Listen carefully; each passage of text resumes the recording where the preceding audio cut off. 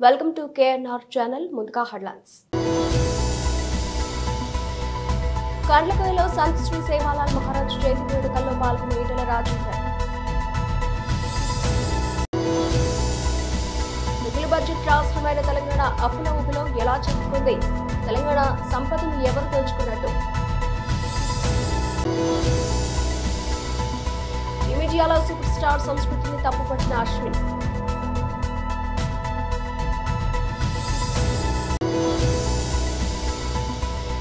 Modi Trump సమావేశమైన కొన్ని రోజులకే భారత్ కు భారీ షాక్ ఇచ్చిన అమెరికా.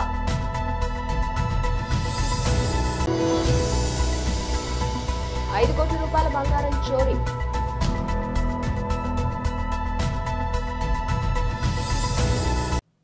ఆంధ్రభోజుడు శ్రీకృష్ణదేవరాయలు నేటి పాలకులకు ఆదర్శప్రాయుడని పలువురు నేతలు కొనియాడారు. శ్రీకృష్ణదేవరాయలు 554వ జయంతిని పురస్కరించుకుని గాజువాక రాయలగూడెంలోని ఆయన విగ్రహానికి సౌత్ బెల్ట్ కేటీబీ ఆధ్వర్యంలో ఘనంగా నివాళులర్పించారు. కమిటీ చైర్మన్ గుడివాడ అమ్మన అధ్యక్షతన జరిగిన కార్యక్రమంలో భాజపా గాజువాక కన్వీనర్ కరణం రెడ్డి నరసింహరావు మాట్లాడుతూ తన పరిపాలనా విధానాలతో కర్ణాటక ఆంధ్ర ప్రాంతాల అభివృద్ధికి బీజం వేసిన దార్శనికుడు శ్రీకృష్ణదేవరాయలని కొనియాడారు. ఆయన పాలన గతించి 100 ఏళ్లు గడుస్తున్నా ఆయన సాధించిన అభివృద్ధి పరిపాలన ప్రవేశపెట్టిన విధానాలు నేటికి కొనసాగుతూ ఉండడం విశేషమన్నారు. ఆయన పేరిట ఉన్న ఈ కూడలిని పూర్తి స్థాయిలో అభివృద్ధి చేయవలసిన అవసరం ఎంతైనా ఉందన్నారు. అలాగే ఐక్యతకు మారుపేరుగా కేటీబీ నిలుస్తోందని తెలిపారు. కార్యక్రమంలో నేతలు గుడివాడ అప్పలరామూర్తి, విందుల వెంకటరమణ, కాతా బాలకృష్ణ, ఇందుల ఈశ్వరరావు, గూటూరు శంకర్రావు, మహాలక్ష్మి నాయుడు, బాలునాయుడు, రౌతు గోవింద్, అలాగే సండ్ర నూకరాజు తదితరులు పాల్గొన్నారు.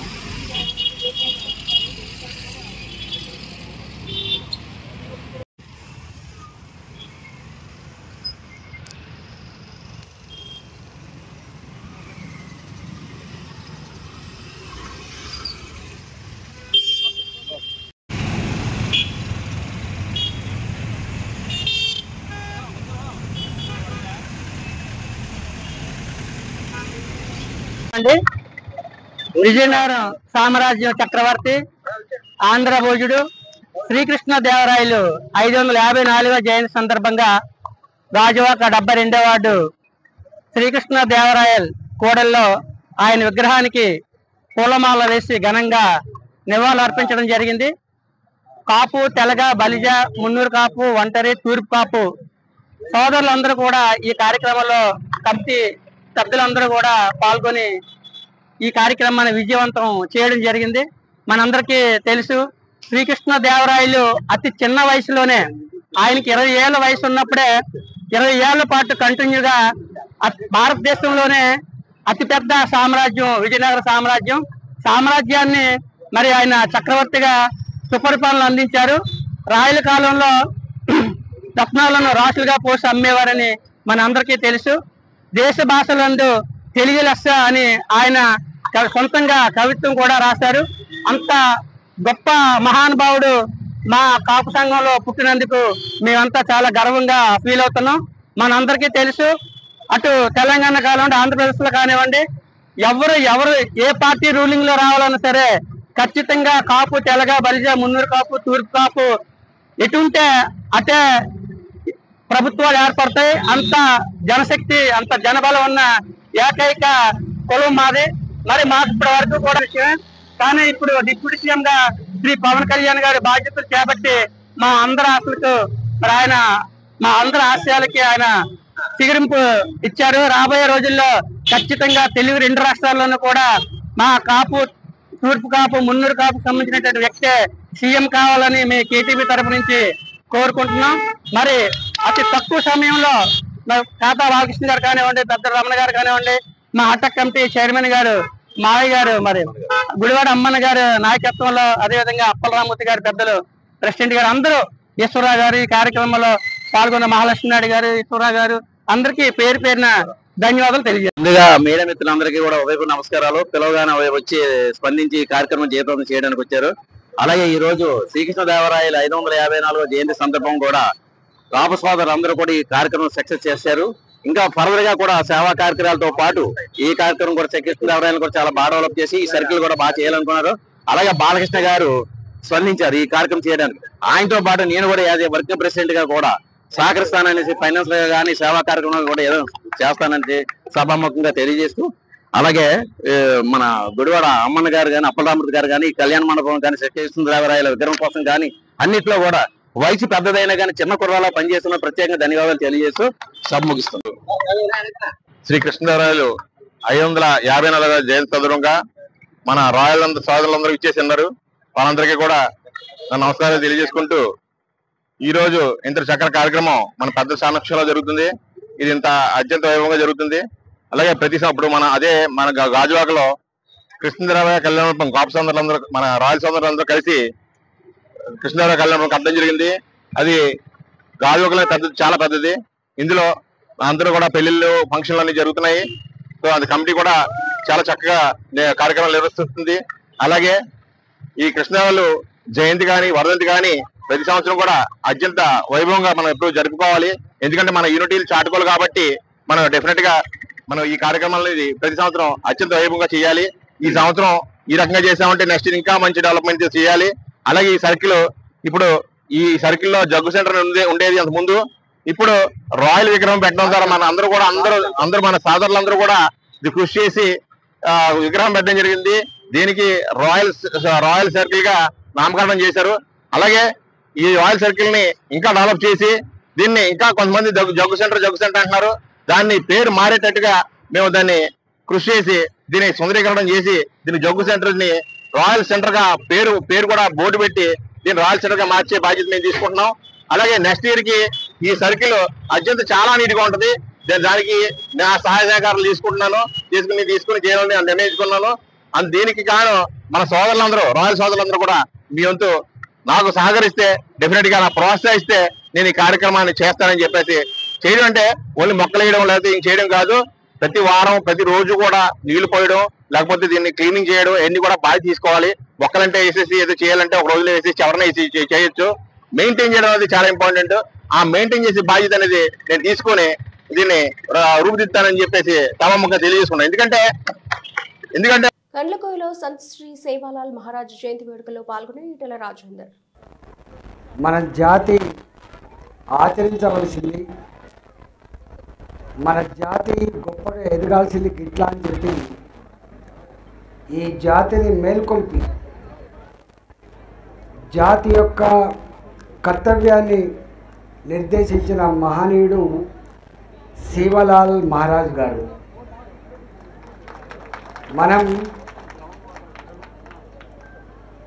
మనిషిన్న బతికి కూడా బతుకున్న మనిషి కూడా భగవంతుడు ఎట్లయితాడో కళ్ళ ముందే కనపడుతున్న మహనీయుడు సేవాలాల్ మహారాజ్ గారు. ఈ సేవాలాల్ మహారాజ్ గారు దేశంలో ఈరోజు 12 కోట్ల మంది వాళ్ళు రాజస్థాన్లో ఉన్నా, మహారాష్ట్రలో ఉన్నా, తెలంగాణలో ఉన్నా, ఎక్కడ ఉన్నా గొప్పవాళ్ళుగా ఉన్నా పేదవాళ్ళుగా ఉన్నా భాష ఒకటే,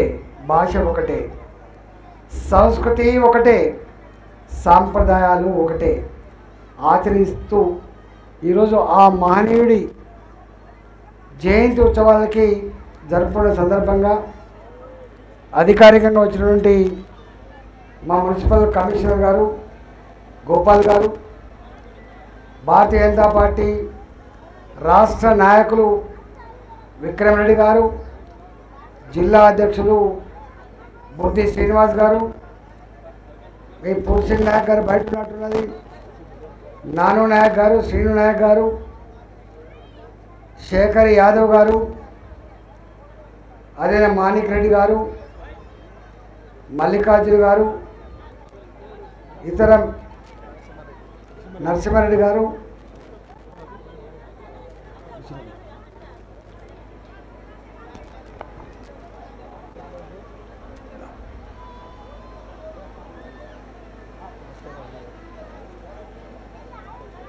అందరికీ పేరు పేరున నమస్కారం. ఇవాళ లంబాడ జాతి అంటే చిన్న జాతి, పేదోళ్ళ జాతి, బాధల్లో ఉన్న జాతి అని చెప్పి మాట్లాడుకుంటాం. పేదవాళ్ళమే కావచ్చు కాక, కానీ అంతటా పేదవాళ్ళం కాదు మనం. చిన్నవాళ్ళమే కావచ్చు కాక అంతటా చిన్నవాళ్ళం కాదు మనం.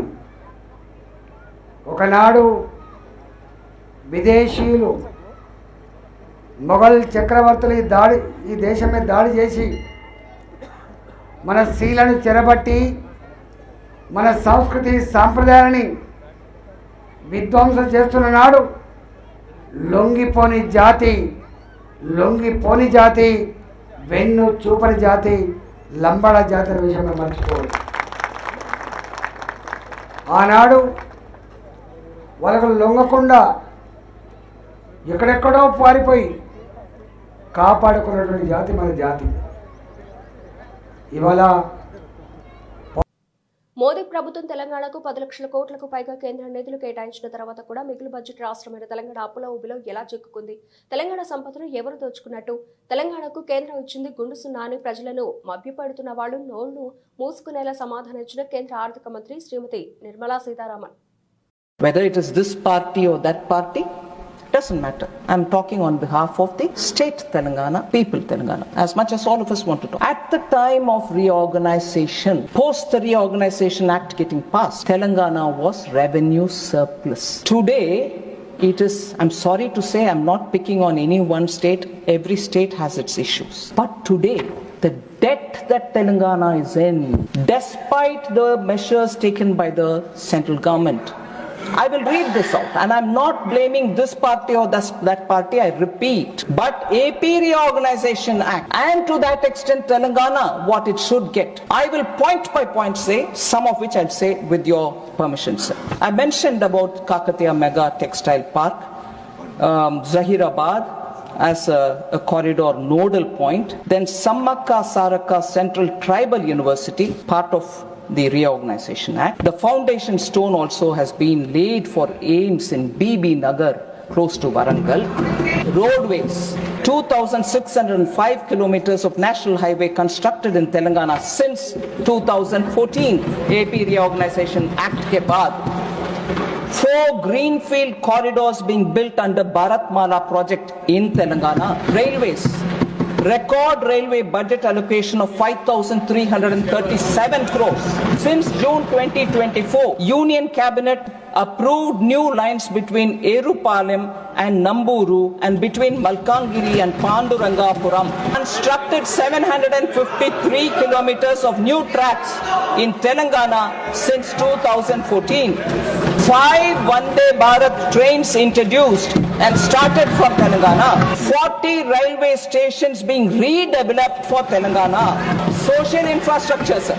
Over 2 lakh houses being built under PM Awas Urban. Completed. 31 lakh household toilets constructed under Swachh Bharat Mission. 38 lakh tap water connections provided under Jal Jeevan Mission. Telangana. 82 lakh Ayushman cards provided. 199 Jan Aushadhi Kendras operationalized. 1.2 lakh Jan Dhan accounts opened and over 75 lakh Mudra accounts sanctioned. Telangana, for the 9 districts, which is the backward districts as per the Reorganization Act, 50 crore each district, which is 450 crores into 6 installments. Total of 2,700 crores provided for this backward district development for 9 districts, all Telangana. Srimati Indira Gandhi had contested from Medak constituency. She won from Medak, represented that constituency. But who has given the first railway station for Medak? Prime Minister Modi. Telangana throbs for Ramagundam, sir. Very important. Who has helped revive that Ramagundam, sir, for Telangana? Prime Minister Modi. టీమిండియాలో పెరుగుతున్న super star సంస్కృతిని మాజీ cricketer Ravichandran Ashwin తప్పుపట్టారు. ఒక Hindi YouTuber ఛానల్తో ఆయన మాట్లాడుతూ క్రికెటర్లు, నటులు super స్టార్లు కాదని కేవలం క్రీడాకారులు మాత్రమేనని అన్నారు. ఆటగాళ్లు నేల విడిచి సాము చేయకూడదని సూచించారు. జట్టులో ఎవరైనా ఆటగాడు సెంచరీ సాధిస్తే అది అతని గొప్పతనమేనని కాదని అభిప్రాయపడ్డారు. క్రీడాకారులు రోజువారీ జీవితంలో భాగమేనని గుర్తుంచుకోవాలని, మన లక్ష్యాలు వీటికన్నా ఎక్కువగా ఉండాలని ఆయన సూచించారు.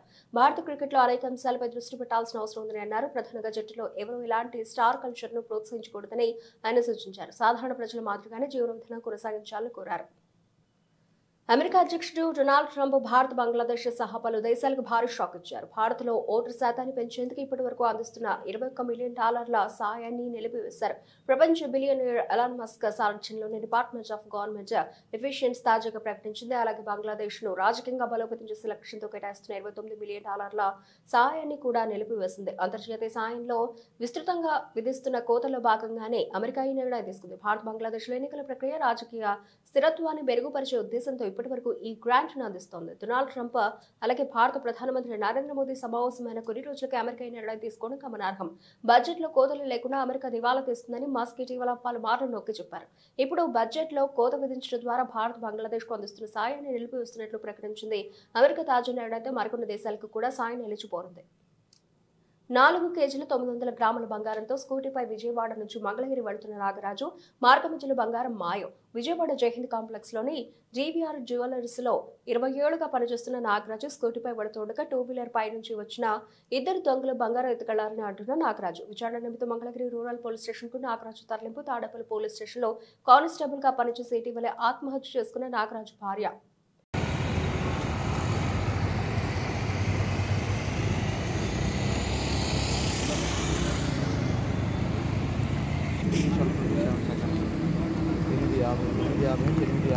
అక్కడ జరగడం 8:55 మాట్లాడాడు అన్నట్టు ఎంతసేపు మాట్లాడాడు 8:50 కోట్లు వేస్తున్నాడు. అందుకే తప్పు అబద్ధం చెప్పానని వాడు admit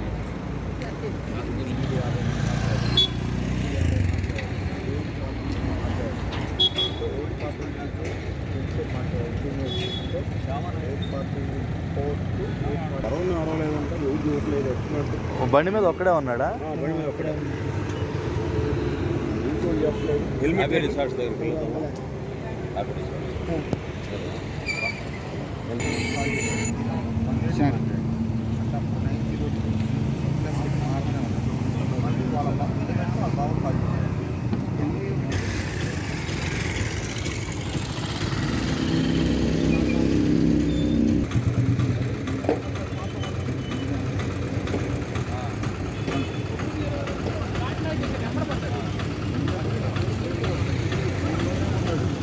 YSRCP state general secretary, మాజీ AAG of AP Ponnavolu Sudhakar Reddy press meet నిర్వహించారు. ఖచ్చితంగా ప్రజల దగ్గరికి నేను ఈ విషయాలు చర్చలో పెట్టాలనేటువంటి నా బాధ్యతగా, పౌరుడిగా, ఆంధ్ర రాష్ట్ర నివాసిగా ఈ ప్రెస్ కాన్ఫరెన్స్ పెట్టడం జరిగింది. ముఖ్యంగా ఆంధ్ర రాష్ట్రంలో రాజ్యాంగ విచ్ఛిన్నత, when the constitution broke down beyond repair. మామూలుగా రాజ్యాంగ విచ్ఛిన్నతకి అది law and order break down అని కన్ఫ్యూజ్ అవుతుంటారు. Law and order break down అంటే ఇండివిజువల్గా ఎక్కడనో స్పేరింగ్గా ఎవరో చట్ట వ్యతిరేక చర్యలు చేస్తే అది law and order break down. ఇక్కడ జరిగేది కాన్స్టిట్యూషనల్ బ్రేక్ డౌన్ అని ఎందుకు అంటున్నానంటే స్టేట్ స్పాన్సర్డ్ టెర్రరిజం. ఈరోజు ఆంధ్ర రాష్ట్రంలో స్టేట్ స్పాన్సర్డ్ టెర్రరిజం జరుగుతుంది. రాజ్యహింస. రాజ్యాంగాన్ని, పౌరుల యొక్క ప్రాథమిక హక్కుల్ని రక్షించాల్సినటువంటి ప్రభుత్వం, ప్రజలచే ఎన్నుకోబడినటువంటి ప్రభుత్వం, రాజ్యాంగం మీద ప్రమాణం చేసినటువంటి నాయకులు వారు చేసే దురాగతాలు, రాష్ట్రమే రావణకాష్టంగా మార్చినటువంటి పరిస్థితుల్లో స్టేట్ స్పాన్సర్ ప్రభుత్వమే అరాచకాలకి శ్రీకారం చుట్టినప్పుడు ఖచ్చితంగా దీని లా అండ్ ఆర్డర్ ఫెయిల్యూర్ కాదు, ఇది కాన్స్టిట్యూషనల్ బ్రేక్ డౌన్గా మీకు చెప్పడం జరుగుతుంది. రెండో విషయం,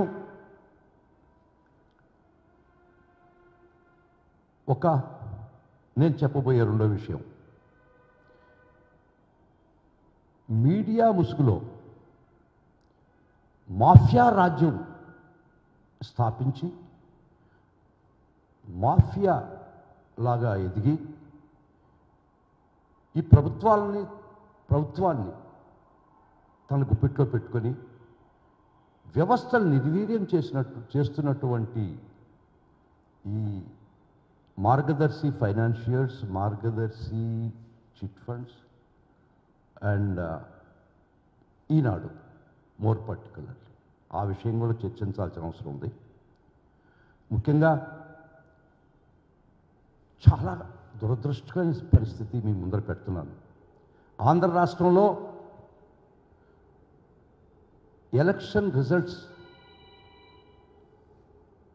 మేబీ 11 o'clockకి తెలుగుదేశం ప్రభుత్వానికి 10:30కే తెలుగుదేశం ప్రభుత్వానికి అనుకూలంగా రిజల్ట్స్ వస్తున్నాయి అనే పరిస్థితి నుంచి మొదలుపెట్టి ఈరోజు దాకా ఇంకా కొరవ 4 ఏళ్ళు కూడా చేస్తారేమో.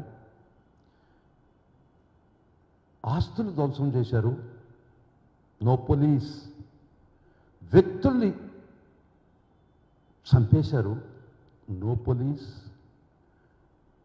గ్రామాలు ఖాళీ చేయించారు, తరివేశారు. బులెటిన్ ముగించే ముందు హెడ్లైన్స్ మరోసారి. కండ్లకోయలో సంత్ శ్రీ సేవాలాల్ మహారాజ్ జయంతి వేడుకల్లో పాల్గొన్న ఈటెల రాజేందర్. మిగులు బడ్జెట్ రాష్ట్రమైన తెలంగాణ అప్పుల ఊబిలో ఎలా చిక్కుకుంది, తెలంగాణ సంపదను ఎవరు దోచుకున్నట్టు. మీడియాలో సూపర్ స్టార్ సంస్కృతిని తప్పుపట్టిన అశ్విన్.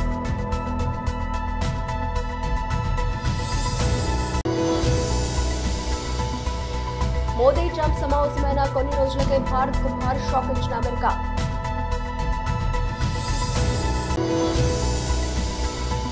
₹5 కోట్ల బంగారం చోరీ.